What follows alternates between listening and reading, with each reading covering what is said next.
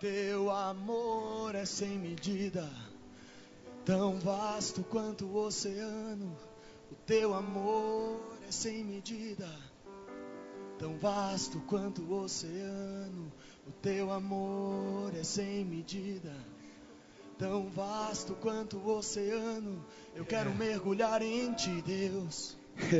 Eu preciso mergulhar em ti, pular em ti, Deus.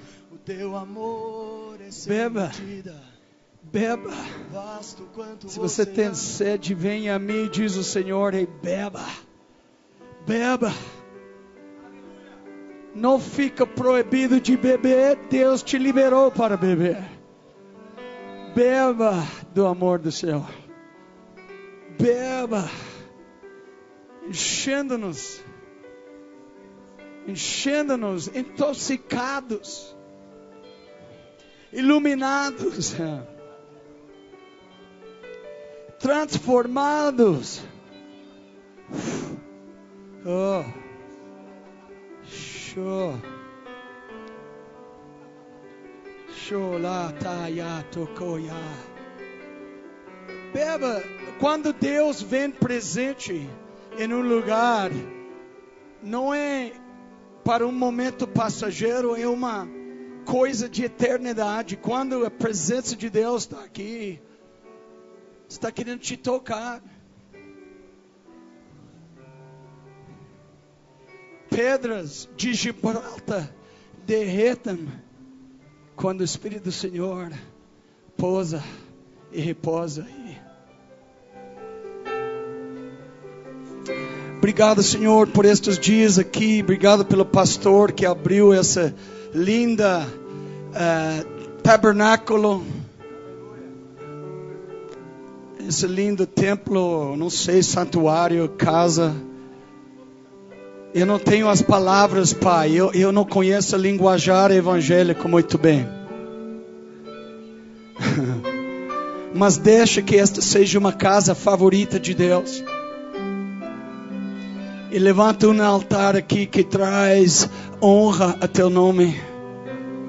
E que tua presença seja a bênção, Senhor. Cada pastor que abre a igreja, como esse querido pastor, vai receber uma porção, Senhor, sobre a vida dele, sobre a congregação. Independentemente se participavam ou não. Muito obrigado pela hospitalidade e generosidade. Obrigado por Bexiga, que queria fazer uma diferença aqui, falou e conversou e convidou, Deus. E nós te amamos muito. Eu peço nessa tarde que tu possas santificar teu nome de uma forma totalmente preciosa. Em teu nome, Jesus. Amém e amém. Vocês podem sentar, eu vou abrir a Bíblia um pouco. Nós queremos orar por todos que querem oração. Eu tenho um chamado de pregar e impor as mãos sobre a minha geração. Uns têm outros chamados, mas esse é meu chamado. E sabe, eu estava aqui hoje sendo tocado, e eu acho que hoje eu tenho que abrir meu coração.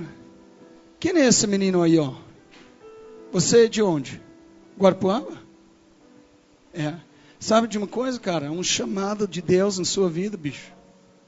Ele te ama muito, cara. Ele vai te liberar como um evangelista.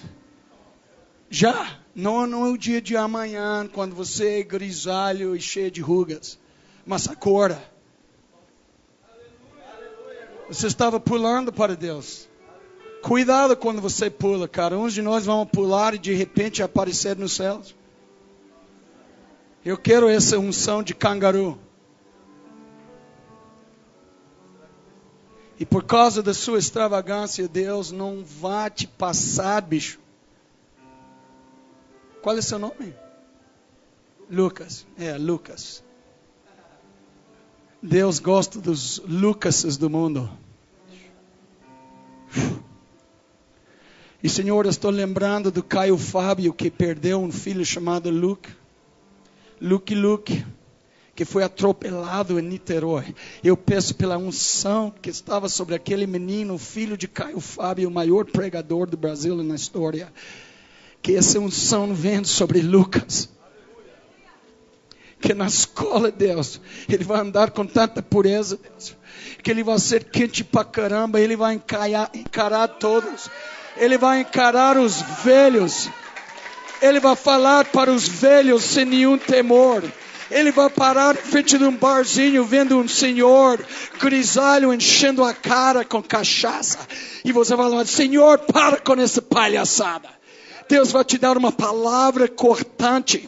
Você vai ter uma palavra cortante. Sua palavra vai cortar pecado, cortar laços e liberar os escravos.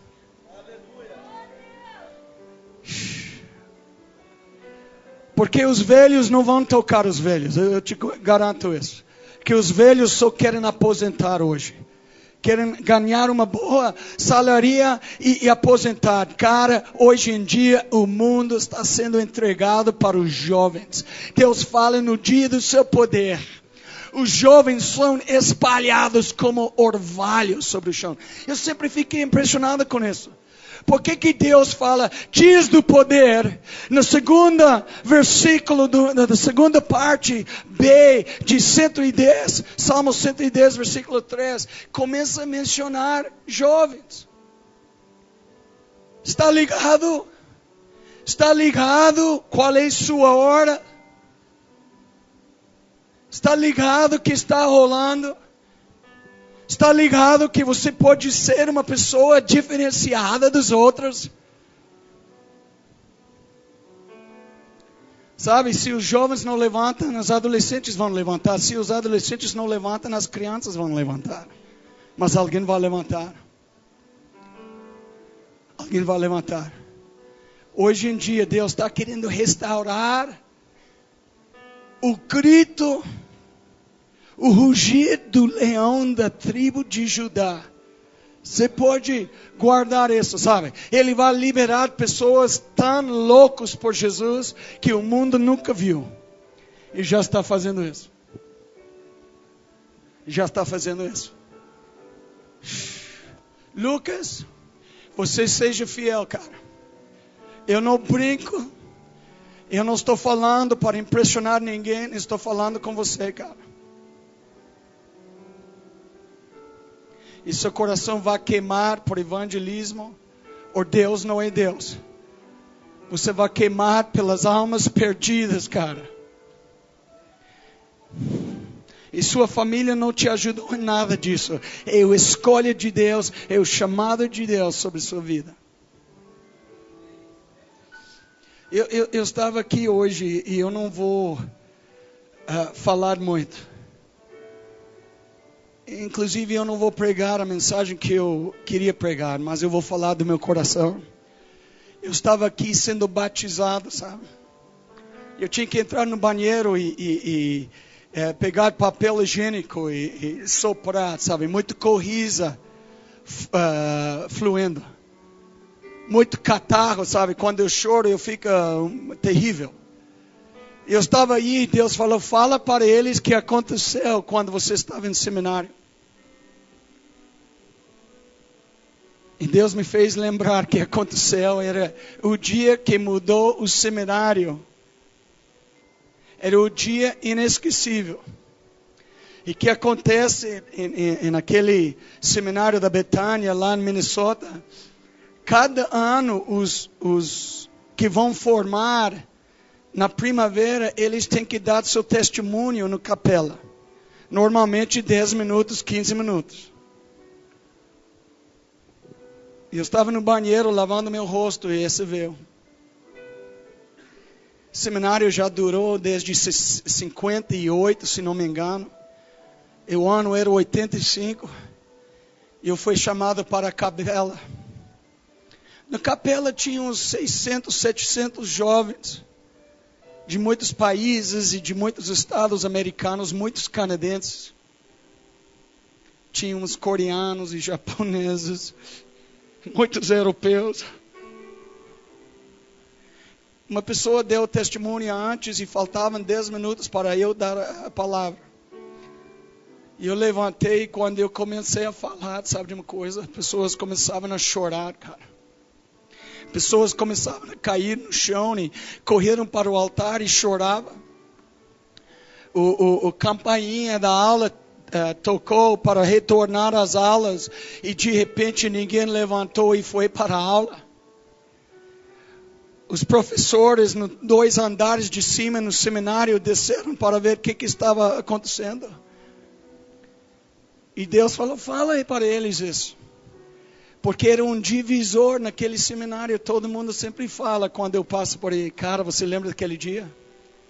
Aquele dia, por 1h45, não podia ter aula. Saíram da capela para almoçar 12:15. Das 9:30, 10 horas da manhã, todo mundo ficou na capela. E eu só lembrei disso agora. Por que eu lembrei disso? Porque quando eu era novo convertido, eu seguia 2 pessoas que me impactaram demais. Uma era Kathryn Kuhlman. Eu estive em Pittsburgh, Pensilvânia, quando ela morreu em 76. E a outra pessoa que me tocou profundamente era Leonard Ravenhill, um dos meus pais espirituais. Um mentor. Quando eu era um novo convertido, poucos dias na fé, alguém me deu o livro que mudou minha vida para sempre. Eu estou falando da Bíblia, mas era um livro escrito por um homem avivado, chamado Leonard Ravenhill. Eu peguei o livro em inglês, Por que tarde o pleno avivamento? Eu tinha poucos meses de convertido. Eu comecei a ler e chorar e ler e queimar e ler. Eu comecei a ficar impressionado. Eu fechei o livro, voltou de novo, do princípio ao fim. Eu acho que naqueles anos eu li em torno de 20 e poucas vezes. Por que tarde o pleno avivamento? Eu não entendi o que estava acontecendo, mas era uma coisa colocada em minha mão. E aquela coisa começou a me deixar queimar, me deixar chorar. Eu senti uma coisa, hoje em dia eu sei que era. Era o chamado daquele homem, eu estava identificando com ele. Era o chamado do Leonard Ravenhill. Era o seu chamado de ser um profeta, de ser um avivalista na sua vida. Era aquela coisa que começou. E acontece com nós aqui. Você pode ter um cantor que você curte. E você chega lá e você fica emocionado, tocado. Porque você gosta, você tem uma ligação com o cântico. Você pode ter alguém que ensina a Bíblia, cara craque, abre a Bíblia, ministrando a palavra de Deus, ministrando princípios e doutrina, estatutos e mandamentos, e deixando todo mundo alimentado. E muitos gostam e vibram com mestres da Bíblia. Você pode ter uma pessoa de visão que entra em sua igreja, um Loren Cunningham, jovens com uma missão. Deixe ele falar. Que não tem um ser humano que tem a visão de Loren Cunningham. Não tem ninguém que chega aos tornozelos dele. Deus transportou ele quando era um guri de 13 anos de idade, vendo ondas do mar, batendo nas praias, e cada onda eram milhares de jovens pregando o evangelho e transformando o mundo. E um dia ele começou jovens com uma missão, e hoje a maior entidade de missões do mundo inteiro. Pregando, evangelizando, sempre pregando, sempre indo para lugares, as tribos onde os perdidos estão. Então você está sentado na presença de uma pessoa que tem visão e você começa a queimar, então você tem um chamado. Você tem uma identidade com essa coisa, uma identificação com essa coisa chamada visão, um visionário, uma visionária. Você pode ter uma pessoa de oração, né, diferente.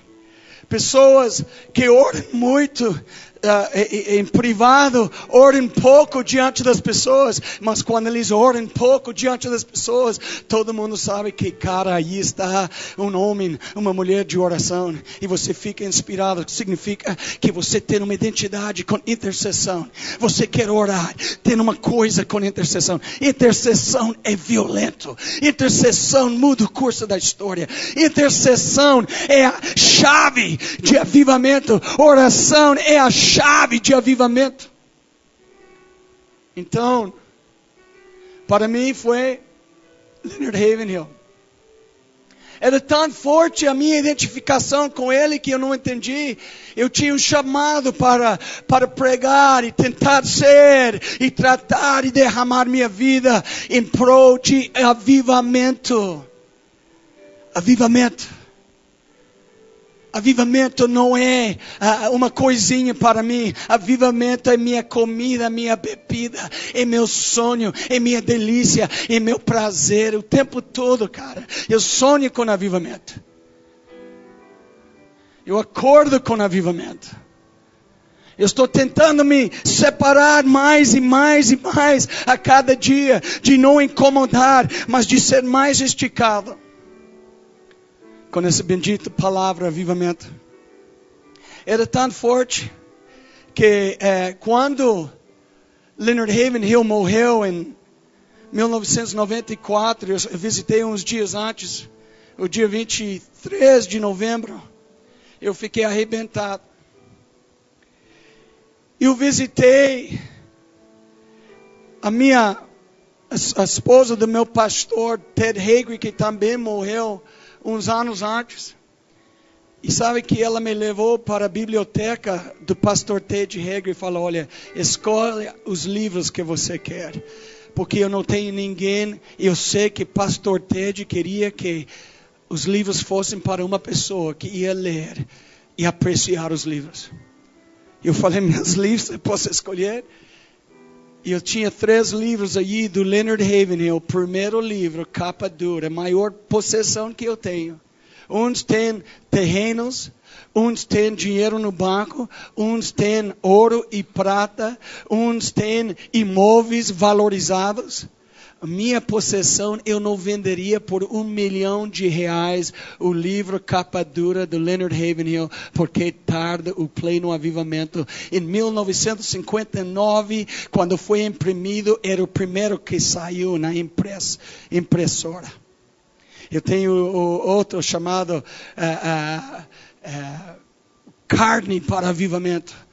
Primeira cópia. Eu tenho outro, a tesouraria de oração de E.M. Bounds, uma coletânea de livros de um tremendo avivalista, todos escritos por Leonard Ravenhill.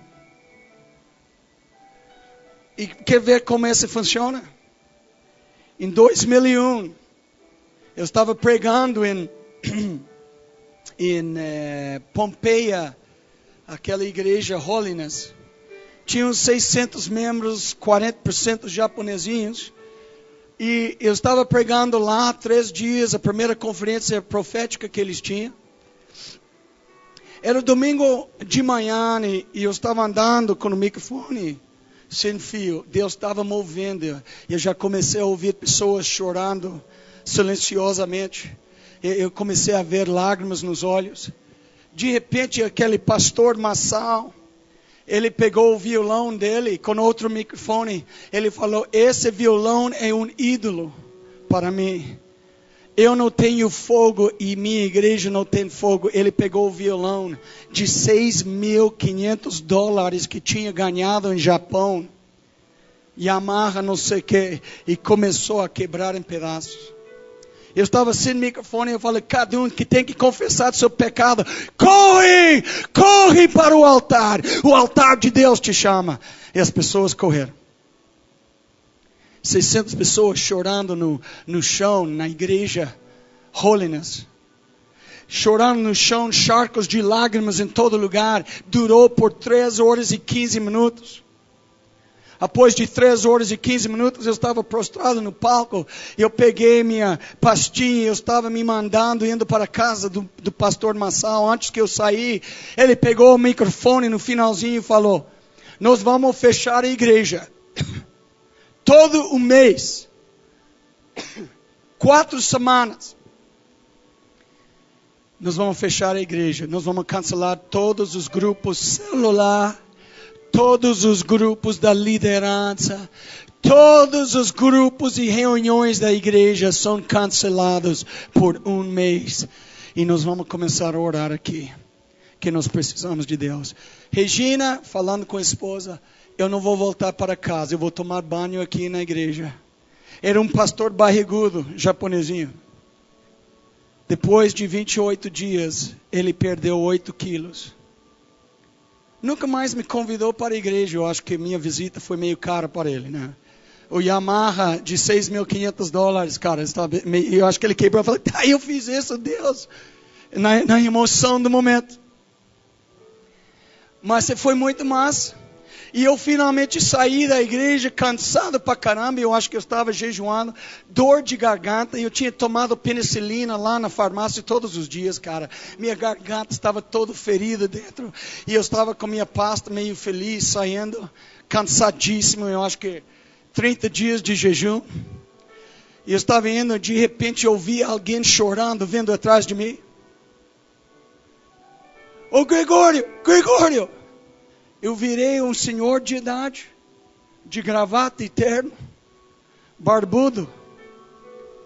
Sim, era o pastor Haroldo Veloso. E ele me viu, ele me agarrou e começou a chorar. Cara, eu tinha que te parar, eu tinha que te falar. Eu falei, não, pode falar, senhor. Quando eu vi você me deixou lembrar muito do Leonard Ravenhill. Eu comecei a chorar, a mais linda coisa que eu tenho ouvido na minha vida. Ele falou que eu comecei a lembrar dele, porque você me fez lembrar muito dele. Cara, que honra, cara. Que privilégio. Eu não chego aos tornozelos do Leonard Ravenhill, mas essa é uma honra que você sentiu isso. Ele chorou, falando, não, mas deixa-me falar. Eu viajei com Leonard Ravenhill por 2 anos, carregando suas malas em todos os continentes do planeta. E eu queria te dizer isso. Aí eu entendi o recado e eu coloquei minha mão sobre ele e falou, pastor Haroldo Veloso, eu te agradeço muito, mas isso é fácil de entender. Que eu recebi o DNA espiritual de Leonard Ravenhill. Existe um DNA espiritual que você pode receber. E eu posso te mostrar como acontece isso. Você pode um dia ler um livro. E de repente você está lendo o livro e você começa a chorar, queimar. Alguém já teve essa experiência?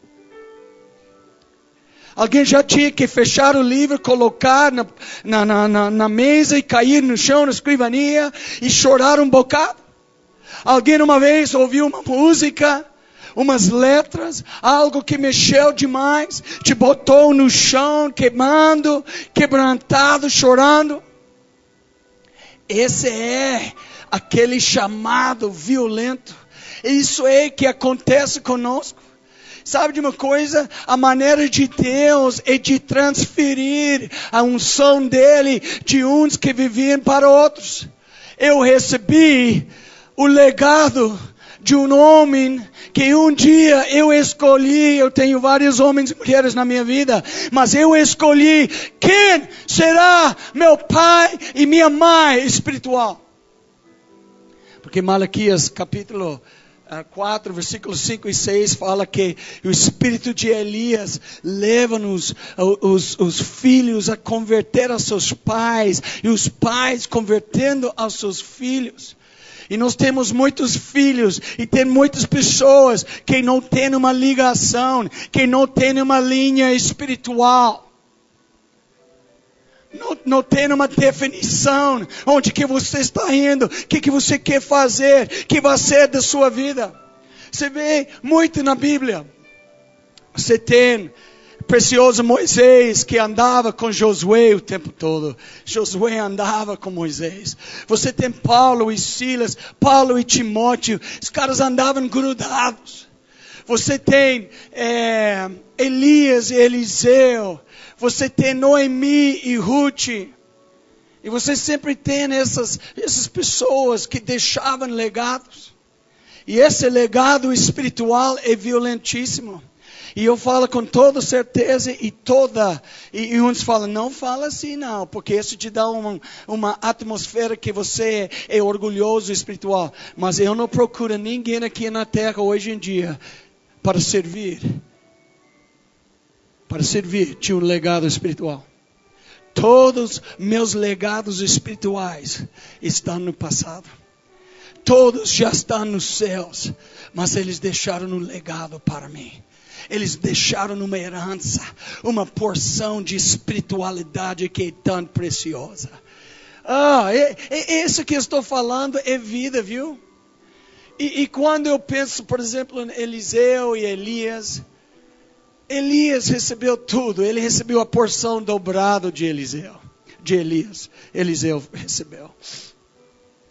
E ele andou, e ele nunca chamou fogo dos céus. Mas sabe o que Eliseu fazia? Ele tinha um espírito violento de sabedoria. Ele tinha um dom de sabedoria e de conhecimento. Ele poderia ouvir o rei falando no palácio atrás de portas fechadas. Esse cara era violentamente ligado no mundo espiritual. Ele era um tipo diferente. Mas era ele que um dia viu seu pai ausentando da presença dele. 2 de Reis, capítulo 2, versículo 12. E quando Elias ausentou, ele falou, meu pai! Ele falou, cara, por favor, não me diz que meu pai não está aqui mais. Por favor, não me diz que ele ausentou. Ele voltou para aquele lugar no Rio Jordão para matar saudades 13 vezes, sabe por quê? Porque ele voltou lá e falou, cara, Elias, você não sabe, bicho. Velho, você faz falta, cara. Eu estou aqui, cara. Se você soubesse quantos altares são levantados para Baal, se você soubesse quantas árvores frondosas existem, se você soubesse como o povo de Deus é tão teimoso, como o povo de Deus anda de tão dura cerviz. Oh, Elias, cara, que dera se você estivesse aqui. E aí ele matava saudades. Impressionante que ele recebeu o manto do profeta. A maior possessão que ele tinha na vida. Uns querem carros importados, outros preferem um manto espiritual. O manto espiritual é uma coisa que ninguém vê, mas todo mundo sente, porque a unção é tangível, a unção é palpável, a unção de Deus despedaça o jugo. E tem uns que gostam de mostrar, tem uns que gostam de falar. Eu cansei de ouvir tantos falando, a minha igreja é a maior igreja e nossos cantores estão vendendo mais CDs. Eu ouvi de um cara lá no Rio de Janeiro. Só que ele tem um problema, ele roubou 20 milhões de reais. Enriquecimento ilícito. Um bom pastor.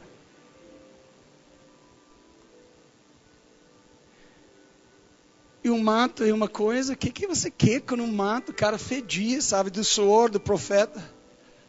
O manto era trouxe um pele de camelo horrível. Todo desgastado, cara. Não tinha nada a ver. Não vai lá em Gramado e compra uma jaqueta de couro chique, cara. Mas que manto de profeta? Que é melhor? É a unção. É a unção. Ele recebeu o legado. Sabe, hoje eu quero te dizer uma coisa. Você e eu precisamos decidir qual será a sua linha espiritual. Deixa-me esclarecer. Cada um tem que ter pontos referenciais.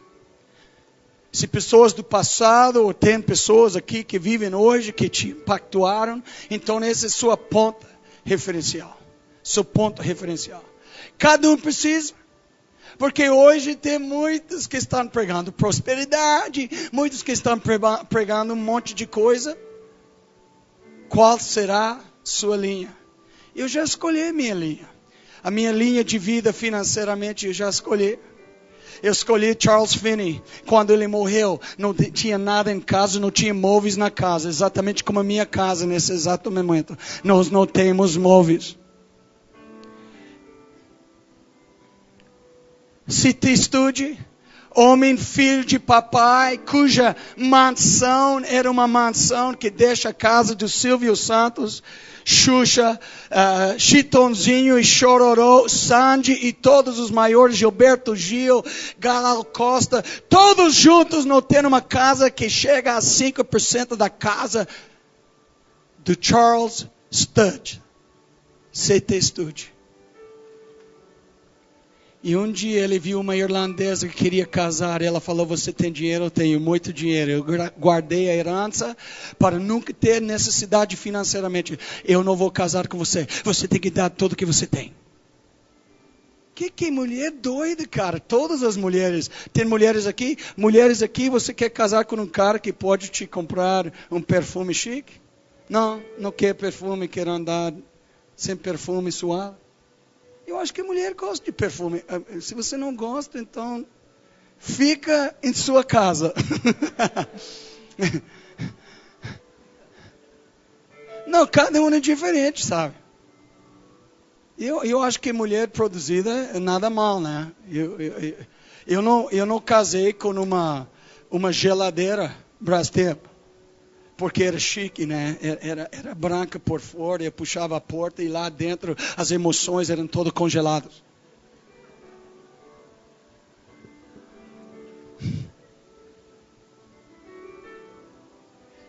Então ele voltou para a casa da moça irlandesa e falou, olha, cada vez que eu oro, você está nas minhas orações. Eu acho que você tem que casar. O que eu te falei no primeiro dia, Charlie?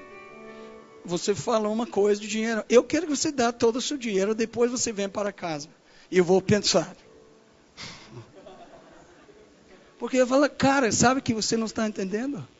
O homem que seria meu marido, um homem que tem calos nos joelhos, que ele ora por todo, ele vive pela fé, ele vive pela provisão de Jeová Jiré. Depois de um tempo, cara, ele pegou todo o dinheiro que ele tinha. Porque ele amava ela mais que din-din. E deu para J. Hudson Taylor na China, para sustentar 1.500 missionários no interior da China. Para construir hospitais, orfanatos e casas para os missionários. Ele mandou para George Miller, que cuidava de 60 mil órfãos. Certo? Ele mandou outra porcentagem para um pregador, que era o maior evangelista do dia. Dwight Lyman Moody. Porque ele estava na Universidade do Cambridge, o maior atleta de Inglaterra. Quando passou um caipira americano pregando, e o nome desse homem era Dwight D.L. Moody, e quando ele pregou, aquele gangue de atletas se converteram e choraram e molhavam o altar com suas lágrimas. Depois ele veio para ela e falou, eu dei tudo. Aleluia, então vamos para a capela. Eu vou casar com você. Como que... Alguém sabe como C.T. Studd morreu? Eu gostaria de ter a foto da casa dele, cara. Da vila onde ele morava, onde ele criava. Curral de cavalos, manga largas. Piscina térmica por dentro. Piscina grande olímpico fora. Pista, quadra de futebol. Quadro de tênis. Floresta. Cara, é uma coisa. Um troço. Seria uma coisa de uns 40 suítes hoje. Uma casinha assim. Quando ele morreu, ele estava morando numa choça de palha na África. Só tinha uma cama, O chão era chão batida, ajoelhado, com sua Bíblia aberta. E os neguinhos entravam lá. Missionário Charlie! E missionário Charlie respirou pela última vez. Aquele dia, 15.000 neguinhos africanos foram para o cemitério para enterrar o homem. Essa é minha porção. Essa é a linhagem que eu peguei. Esse é o tipo de cristianismo que eu gosto. Eu gosto desse estilo, sabe? Eu gosto do John Wesley. John Wesley falava assim, e ele escreveu mais de 230 livros, best-seller em seu dia. Best-seller, seus livros. Sabe o que significa best-seller? Best-seller aqui em Brasil, você vende um livro por R$20. Meu amigo, ele está ganhando 5 ou 8 reais por livro.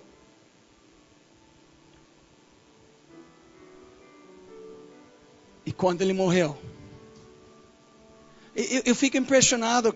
O pai da igreja metodista, sabe qual era a casa dele? O quarto dele era 4 metros por 3 metros, com uma banheira, uma cama, uma cadeira, uma mesa. E a conta bancária.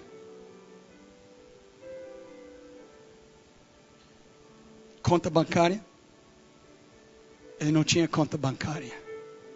Ele só tinha 2 libras. $3 cada, 5, 6 dólares. E 6 colheres de prata. Mas na igreja dele, tinha 150.000 dos mais quentes crentes que o mundo jamais viu. Crentes que oravam e o poder de Deus descia. Que andavam alastrando fogo em todo lugar onde eles andavam. Então eu estou falando, você tem que decidir quem será seu pai, quem será sua mãe espiritual. Nós temos que ter raízes, nós temos que ter uma conexão divina. E nós não podemos nunca desviar disso. Nós temos que ficar naquele caminho. Estava falando de Eliseu. Vamos lá, capítulo 13, era o último dia de Eliseu. Nós sabemos que ele recebeu uma porção dobrada de Eliseu. Mas Elias chamou fogo 3 vezes dos céus. E Elias foi trasladado aos céus. Ele não morreu uma vida de morte normal, como todos os moradores da terra. Como Moisés desapareceu no Monte Pisgah, nunca mais o viu. Elias foi trasladado, como Enoque foi trasladado para os céus. Mas Eliseu morreu. E como foi a morte dele? Ele estava doente. Pessoas doentes morrem, às vezes. E diz assim, versículo 20. 2 de Reis 13. Vem comigo para entender o legado. Eliseu recebeu seu legado de um homem espiritual. O gladiador do dia. O poderoso canhão. O monstro de Deus. O gigante de Deus. O homem que andava solitário. O homem que dependia dos aves dos céus para trazer picanha quando ele estava com fome. Morreu Eliseu e o sepultaram. Ora, a banda dos moabitas costumava invadir a terra à entrada do ano. Sucedeu enquanto alguns enterravam um homem, eis que viram um bando de ladrões, totalmente perturbados. Eu nunca vi um ladrão que falou, cara, nós vamos roubar hoje. Banco do Brasil, HSBC, Citibank, não, nós vamos para o cemitério. Para saber a verdade, sabe o que Moabita significa? Moabe, tanque de lavar fraldas sujas. Entendeu? Se eu fosse de Cascavel, se você nasceu em Cachoeirinho, ou Cascavel, ou Pien, ou Fragoso, cara, Pien, imagina. Eu sou de Pien, Paraná. Oh, meu Deus, por favor. Eu ia mudar meu nome. Tem um concessionário aqui chamado Fiat com F. Eu ia mudar meu nome, cara. Se um americano passa lá na frente, o cara vai ficar escandalizado com aquele nome daquele alemão. Eu conheço um homem que tinha um nome horrível, então ele mudou antes do arco-íris das paradas dos gays. Ele mudou o nome dele para gay, porque quando ele tinha outro sobrenome, todo mundo ria na escola. Então, senhor gay, e aí começou a sair os bichos, né? Do armário e tal. E o movimento gay, ele tinha que mudar o nome de volta para o outro nome que ele tinha. Esse cara, irmão gay. Você iria para ouvir pregador gay? Provavelmente ele está vestido de camisa rosa. Camisa rosa para a mulherada. Se você... Salmão, eu deixo, cara. Dr. Fábio de Rosa, cara. Coxita lá, cada Deus, libera ele. Xixo, eu não acredito.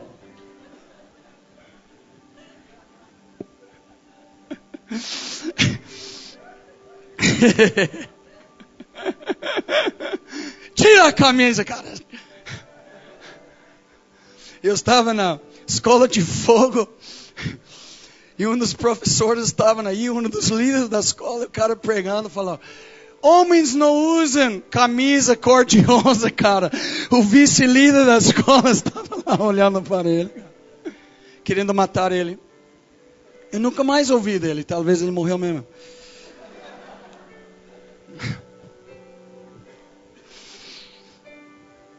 Mas olha essa banda de Moab.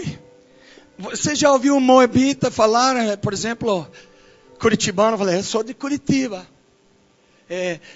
Eu sou de Belo Horizonte. Todo mundo fala, né? Se você era do Moab, você fala: você é de qual lugar, meu amigo? Moab. O quê? Moab. O cara não queria identificar com Moab, porque todo mundo sabia era tanque. Cara, de lavar louça, não. Fralda suja. O nenê que comeu 6 bananas. 3 feijoadas, café da manhã. Mãe, qual é o problema, Junior? E ela pega a fralda.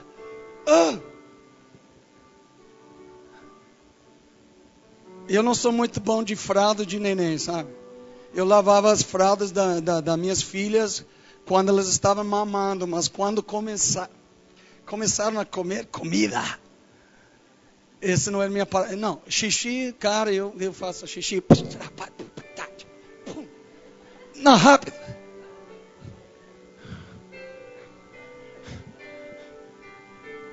Eu prefiro trocar fralda de um cachorro que um ser humano.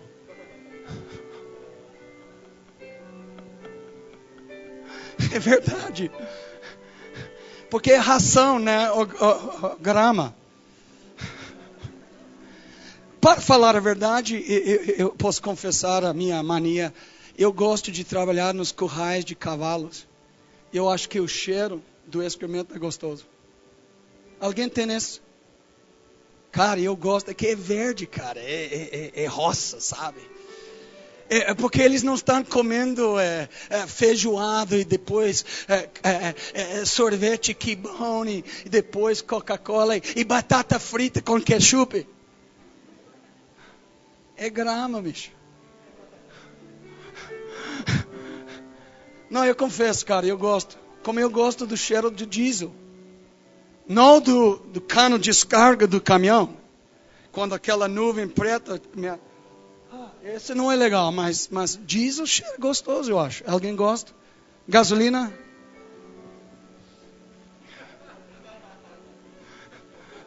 Cola? Já experimentei tudo na minha vida.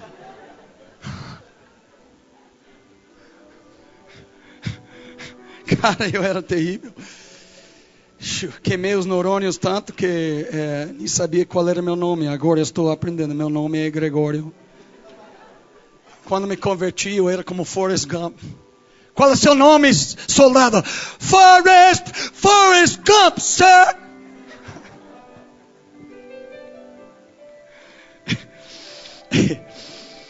Mas vamos lá. Eu quero ver essa chique banda.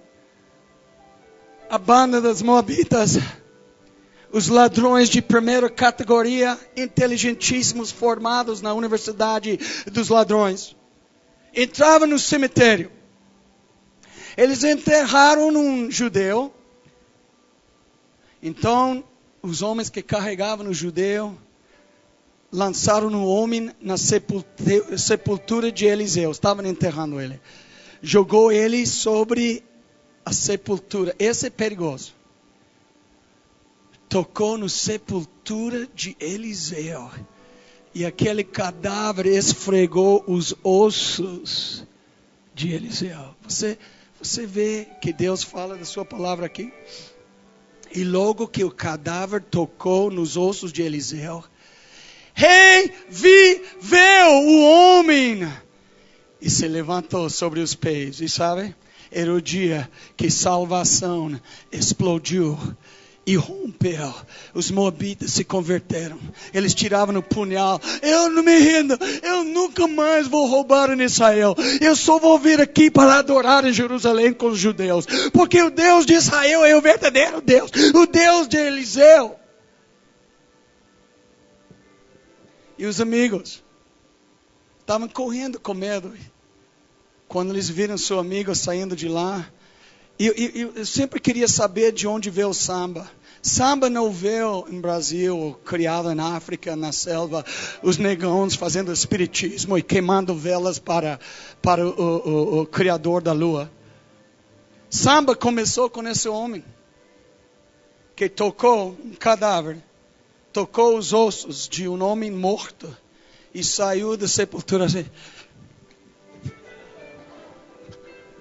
O resto da vida ele começou um ministério. Sambando com os ossos de Eliseu. Ele gravou um CD, um testemunho DVD. Você pode adquirir apenas 99,95. Ele começou a dar o testemunho no cruzeiro evangélico. Com os cantores evangélicos. No cruzeiro dos evangélicos. Para ouvir o irmão que samba por causa dos ossos de Eliseu. E quando ele pregava assim, eu não posso parar.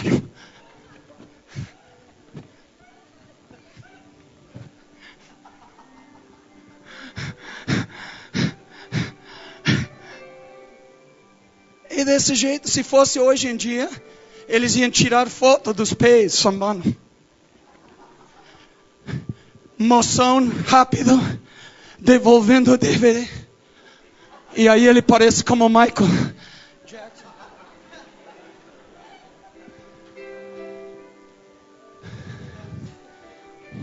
E sabe de uma coisa? Como muitos homens brasileiros de negócio falam, ser crente hoje é um bom negócio. Esse que o mundo pensa dos pastores da igreja em si. É um bom negócio. É negócio. Dá din-din.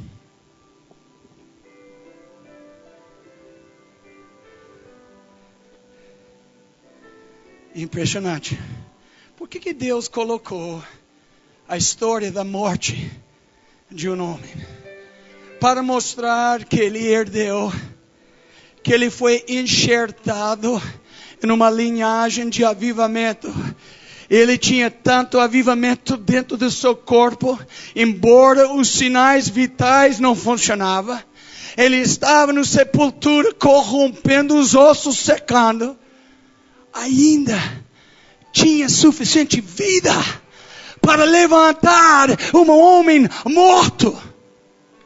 E um dia Deus falou para mim: Gregório, será que seu ministério, será que tua voz, sua pregação, seu estilo de ministrar vai ter a capacidade de levantar uma geração morta?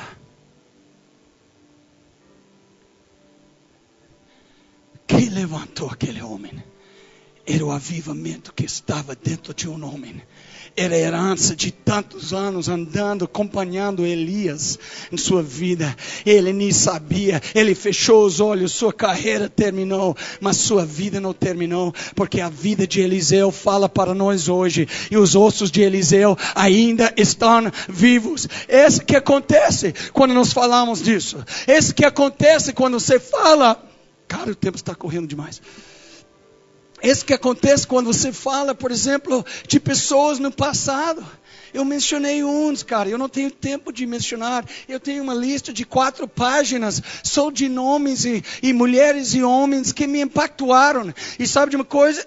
Eles viviam centenas de anos atrás. Mas quando eu estou lendo um livro sobre eles, quando estou vendo, por exemplo, George Whitefield, meu favorito pregador, ele gastava 3 semanas prostrados no chão, chorando em oração audível e silenciosa. E depois ele saía de lá e botava fogo neste mundo. E quando ele pregava, pessoas poderiam ouvir ele de 6 quilômetros de distância sem microfone, meu amigo. Esse é um filho de trovão. Esse é um homem que pregava para multidões. Eu vi ele, o último dia da sua vida, ele pregou por 2h30, terminou de pregar, estava abrindo a Bíblia, lendo a Bíblia na cama, e faleceu na América. Sabe de umas coisas? Quando eu visito a Inglaterra, quando eu vou para Texas a próxima vez, eu espero no mês de agosto, setembro, eu vou visitar o cemitério de 2 pessoas que me tocavam. Que faço? Porque essas 2 pessoas estão enterradas do lado. A primeira pessoa é Leonard Ravenhill, meu pai. Eu vou em Garden Valley, Texas. Cara, o dia das cinzas. Qual é, mané? Qual é o seguinte? Eu quero ir lá para refletir na vida, refletir na herança, refletir no toque de Deus que eu recebi através do Leonard. E do seu lado, tem outro que era um profeta jovem, cara. Eu vou te falar uma coisa. Eu quero confessar para o Brasil. Perdoa aqueles que ministram no Brasil. Perdoa aqueles que ministram para os jovens. Que você nunca viu nada quente. Nada. Eu te confesso. Você nunca viu quente. Cara, eu ouvi pessoas usando o nome aqui no Brasil de Keith Green. Keith Green. Cara, esses caras são palhaços, bicho. Keith Green.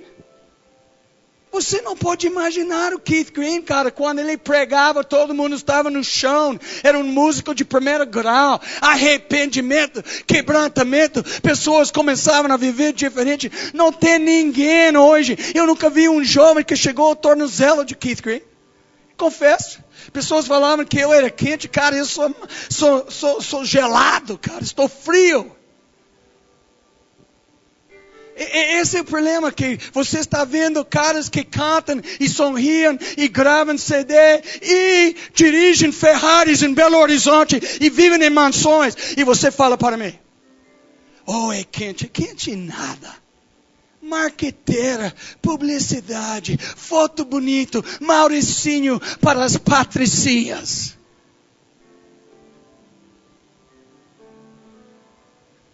Muito sério, cara. É sério. O evangelho é sério. Isso é palhaçada no Brasil, sabe? Eu não daria um tostão para aquilo que passa pelo cristianismo dos jovens. Eu sei que tem uns jovens pastores que são quentes demais. Está liberando a galera. Eu quero visitar Laranjeiras do Sul e ver o que está rolando aí. Eu quero visitar Presbiteriana Central e ver esse novo pastor que está fazendo uma coisa aí na igreja. Tem uns que estão aí, que eles estão pregando Jesus, que amam Jesus e vivem para Ele. Então, quando você lembra disso, sabe? Essa herança, a herança dos ossos de Eliseu ainda estão vivos. Essa é a dimensão que eu estou falando. Existe um legado dado, existe uma herança de... Você está em pé hoje? Quantos estão em pé hoje? Sobre o chão da terra. Não, Senhor. Não, Senhor. Meu amigo está sentado sobre os ombros. E você está em pé sobre os ombros de tremendos homens e mulheres de Deus, que são chamados pioneiros da fé, desbravadores, que pagavam um preço que você jamais pagou, que oravam e jejuavam, que derramavam sua alma, que morreram. Muitos foram mártires, mas eles liberaram tudo que nós estamos experimentando hoje. E por causa dos outros, das gerações passadas, que tinha uma linhagem de avivamento e pagavam o preço.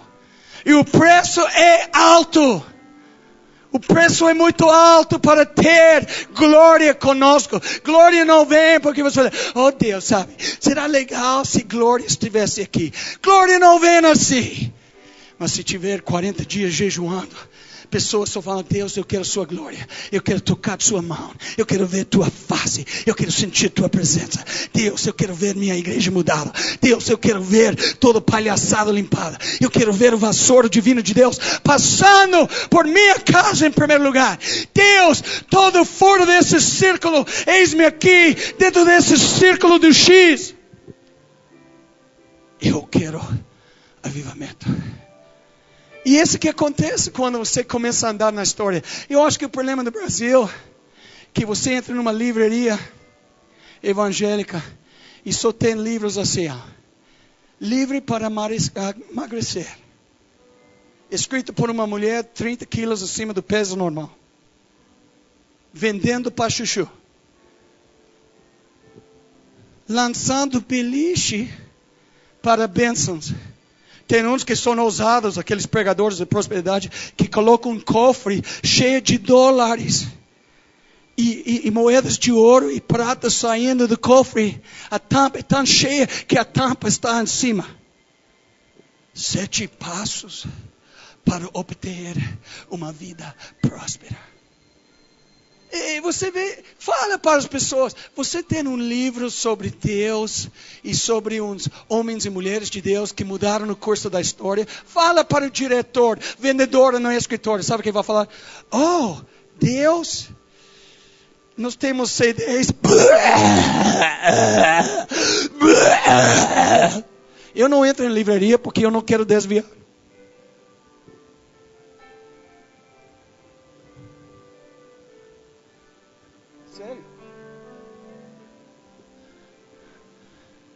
E sabe qual é o problema em Brasil?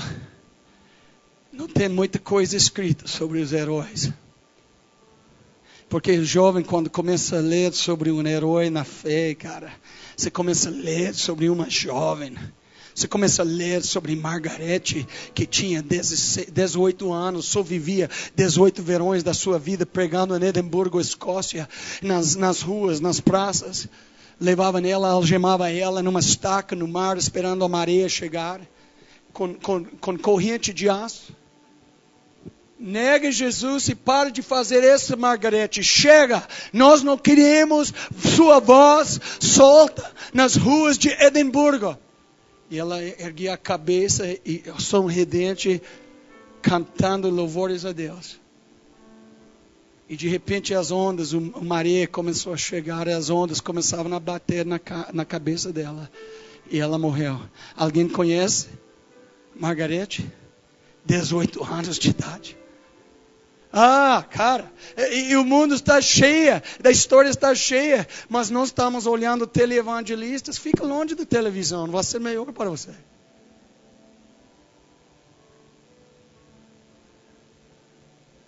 Cara, hoje em dia, nós estamos num dia onde nós temos que entender que os ossos de Eliseu ainda estão vivos.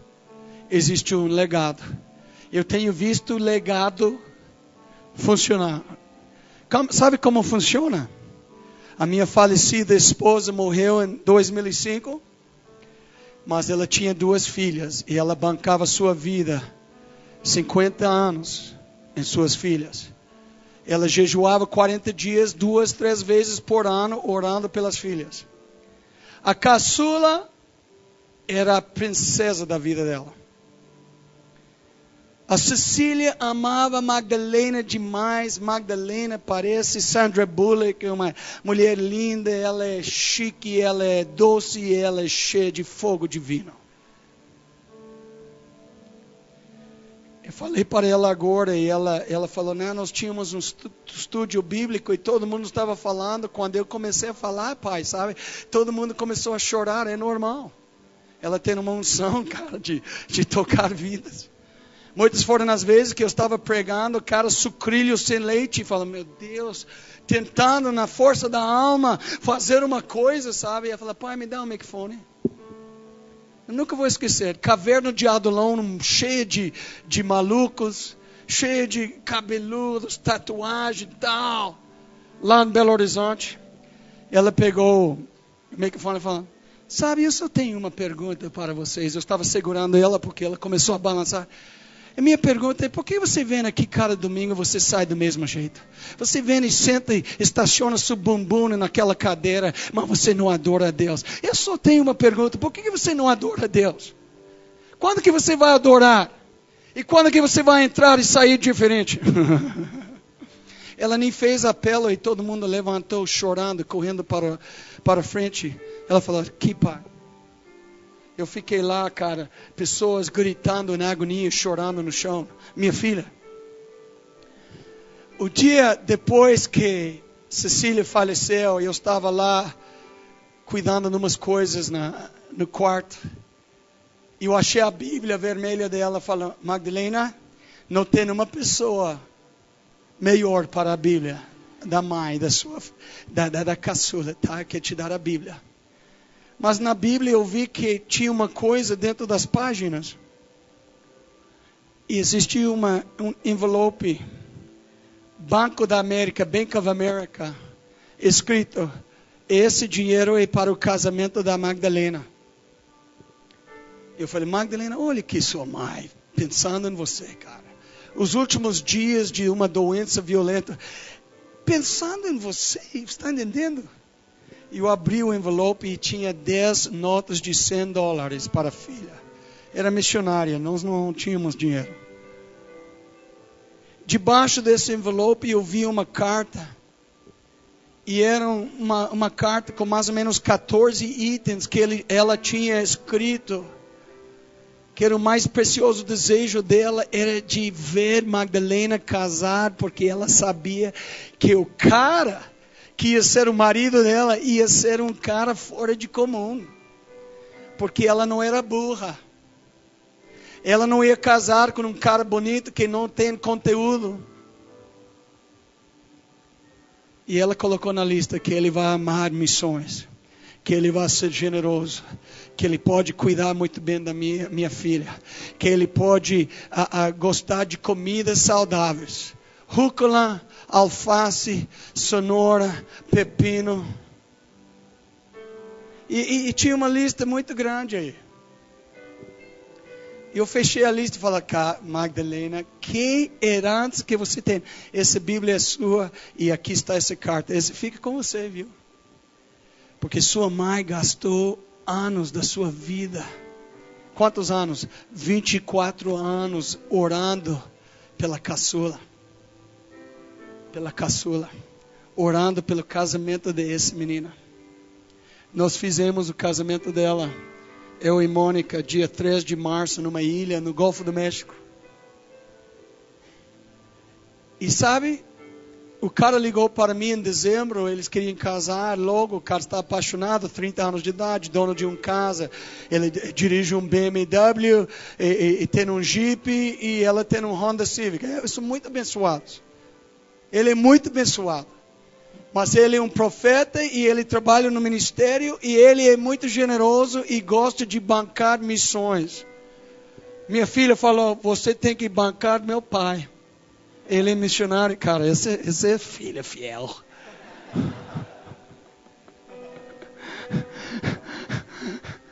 Cara, essa é minha filha, cara. Que tesouro que eu tenho. Ela negociou o casamento, falando o negócio seguinte, cara. Você já investe em muitos missionários, missões. Você tem que investir em meu pai, em Brasil, tá? Tá ligado? Você topa Oh, qualquer coisa para você. Pegou um anel de ouro e 1,5 kg de diamante. Eu não vou mencionar o valor, eu acho que mencionou, eu não quero, eu não estou vangloriando, mas o cara está bem. Milhares de dólares custou aquele anel. Meu anel custou pouco porque eu ganhei da minha sogra ouro. Eu tenho uma sogra, cara, fantástica. Na hora H, cara, fala, quanto vai custar? Fala, não, Gregório, Dona Juliana, não, Gregório, eu tenho ouro.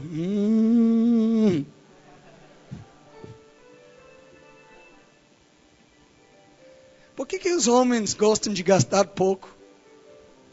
E as mulheres gostam de gastar muito? E nós fizemos o casamento, e o cara o único pecado que ele tem, que eu também tenho o mesmo pecado. Ele gosta de Starbucks café.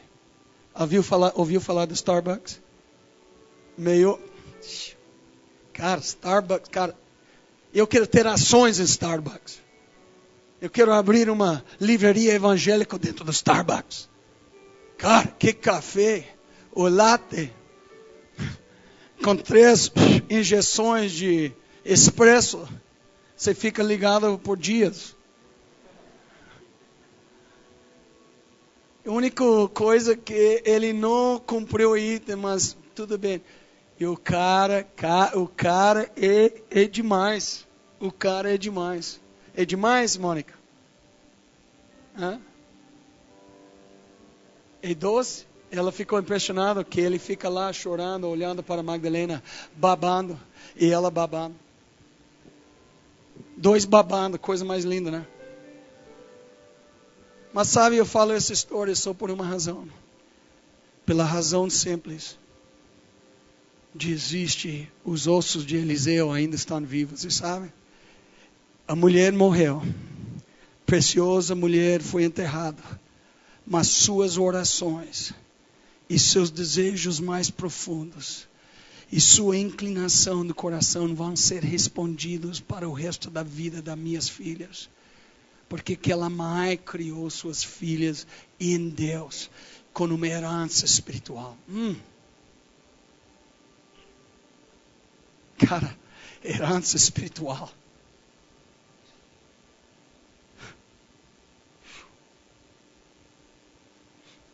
Qual é a sua herança? Lembra hoje que os ossos de Eliseu ainda estão vivos. Eu quero orar neste momento. Bexiga, você quer fazer uma coisa?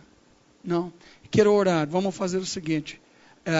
Para todos que querem oração, nós vamos talvez tirar as cadeiras, porque nós realmente temos que andar logo. Davi tem que pegar um ônibus para São Paulo, lá em Ponta Grossa. E eu preguei muito tempo, infelizmente.